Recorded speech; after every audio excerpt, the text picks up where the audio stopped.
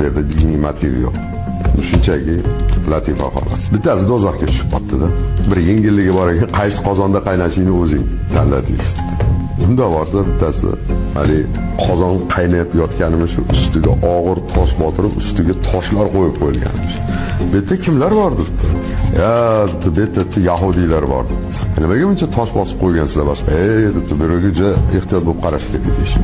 Bittasi chiqsa bo'ldi debdi. Qolgan tortishib ketadi. Ikkinchisi borsa, qozon qaynab yotibdi, yarim ochiq ekan. Bu yerda kimlar bor? Bu yerda ruslar debdi. Qochib ketdingiz, chiqib ketdingiz, sanchi birga tashlab yotaveradilar. Uchinchisi borsa, uchinchi qozonni usti tamoman ochiq emish. Qozonda hali chuqurligi buncha baland emasmish. Bu yerda kimlar borsa, bu yerda o'zbeklar debdi. Debdi. Qochib chiqib ketmadimi bir sakrab? Yo'q debdi. Bemalol o'tgan nazoratchimi u bu yerda? Nimaga desa, bittasi chiqaman desa, 10tasi oyog'idan